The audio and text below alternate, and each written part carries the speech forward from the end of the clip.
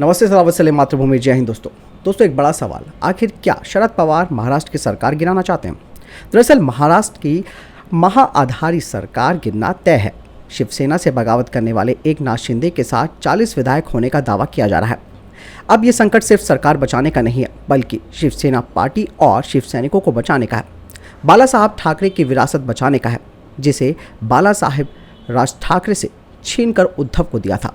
2019 में शिवसेना ने भाजपा का साथ छोड़कर अपने धुर विरोधी पार्टी कांग्रेस और एनसीपी यानी शरद पवार की पार्टी के साथ जाकर सरकार बना ली। वो दिन महाराष्ट्र के लिए ऐतिहासिक दिन था, जिसे बाला ठाकरे के बेटे उद्धव ठाकरे ने लिखा। पिता को दिए वचन के नाम पर उन्होंने अपने पिता की विरासत ही मिटा दी। हो सकता है शरद पवार सरकार बचाने में कामयाब हो और उनकी बदौलत शिवसेना टूटने से बच जाए, लेकिन माता श्री की जो धमक है वो अब खत्म हो रही है। दोस्तों, एकनाथ शिंदे बागी 34 विधायकों के हस्ताक्षर और 45 का दावा करने के साथ ही पार्टी पर दावा कर रहे हैं। नेता सदन से हटाए जाने और पार्टी के द्वारा व्हिप जारी होने के बाद शिंदे ने विधायकों के हस्ताक्षर वाली चिट्ठी राज्यपाल और डिप्टी स्पीकर को भेजी। चिट्ठी में पार्टी कैडर में कांग्रेस एनसीपी के खिलाफ असंतोष व्यक्त किया गया है। चिट्ठी में लिखा है कि 2.5 साल से पार्टी नेतृत्व ने विचारधारा से समझौता किया। साथ ही इस बात का भी जिक्र किया गया है कि नवाब मलिक, जिन पर दाऊद इब्राहिम के साथ जुड़े होने का संबंध है, उन्हें अब पार्टी से हटाया नहीं गया। इससे हम अपने आप को अपमानित समझ रहे हैं। महाराष्ट्र का पूरा सियासी खेल बस उतना ही है जितना टीवी पर अखबारों में बताया जा रहा है। एकनाथ शिंदे बिना किसी स्ट्रांग बैक सपोर्ट के इतना बड़ा खेल नहीं खेल सकते थे। डायरेक्ट या फिर इनडायरेक्ट बीजेपी का सपोर्ट हासिल है, लेकिन शरद पवार क्यों चुप है, ये एक बड़ा सवाल है। बीजेपी से तोड़कर शिवसेना और कांग्रेस का गठबंधन करने में सबसे अहम भूमिका उन्हीं की थी। देवेंद्र फडणवीस और भतीजे अजीत पवार की एक दिन की सरकार गिराकर दोबारा महाविकास आधारी सरकार बनाई गई। महाराष्ट्र की राजनीति का इतना बड़ा खिलाड़ी आखिर चुप क्यों है? जवाब साफ है। क्या शरद पवार ने हार मान ली है? क्या वो खुद चाहते हैं कि सरकार गिर जाए लेकिन उनकी जिम्मेदारी उन पर ना आए?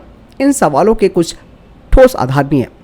दरअसल दोस्तों, एक प्रदेश की 2/3 विधायक प्रदेश से बाहर चले जाते हैं और महाराष्ट्र सरकार के खुफिया विभाग को इसकी भनक तक नहीं लगती।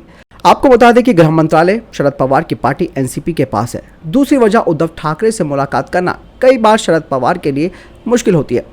इसका जिक्र शरद पवार ने खुद इस घटना पर पहली प्रतिक्रिया देते हुए कहा था कि मुंबई जाकर उद्धव ठाकरे से मिलने की कोशिश करूंगा। अगर उनके पास समय होगा तो मिलकर बात करूंगा। मतलब शिवसेना विधायकों की ये शिकायत 100% सही है कि उद्धव ठाकरे किसी को जल्दी मिलने को समय नहीं देते हैं। जिस दिन ये सरकार बनी थी उसी दिन कई जानकारों ने दावा भी किया था कि शरद पवार शिवसेना को खत्म कर देंगे। मुख्यमंत्री भले ही उद्धव ठाकरे थे, लेकिन सरकार शरद पवार चला रहे थे। पिछले 2.5 सालों में ये सरकार सबसे ज़्यादा अपने यहाँ खराब कानून व्यवस्था, वसूली, हत्या, मिसमैनेजमेंट जैसे मुद्दों को लेकर चर्चाओं में रही। दोस्तों, हर बुरे काम का क्रेडिट उद्धव ठाकरे के खाते में जुड़ता गया। सरकार बनने के बाद पार्टी हिंदुत्व के मुद्दे को ही उन्होंने छोड़ दिया।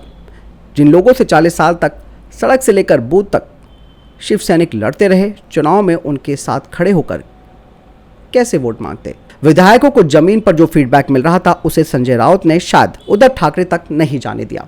सरकार गिरी तब भी बची, तब भी शुरू से लेकर अब तक और आगे भी नुकसान सिर्फ और सिर्फ शिवसेना का होगा। जब पार्टी का कार्यकर्ता ये बात समझ रहा है तो उद्धव को ये बात समझ में क्यों नहीं आई? क्या संजय राउत ने निजी फायदे के लिए ठाकरे परिवार और उनकी पार्टी को दांव पर लगाने की सलाह दी थी? दोस्तों, चुनावी सभाओं में वो अक्सर पवार के खिलाफ कड़े शब्दों का इस्तेमाल किया करते थे और खुली आलोचना करते थे। एक चुनावी सभा के दौरान बाला साहेब ठाकरे ने कहा था कि शरद पवार भरोसेमंद राजनेता नहीं है। दोस्तों, अगर ऐसे में उद्धव ठाकरे अपने पिता की बात को याद रखते और मान लेते तो आज उन्हें ये दिन नहीं देखना पड़ता। तो इस तरीके से आपने जाना कि शिवसेना कैसे टूट के कगार पर पहुंची, क्या उनकी गलतियां रहीं, किस तरीके से अब उनको सरकार बचाना भी मुश्किल हो रहा है। आपको क्या लगता है इस पूरे सिनेरियो के बारे में? कमेंट सेक्शन में लिखकर जरूर बताएं। मिलता हूं नई जानकारी के साथ। जय हिंद, वंदे मातरम।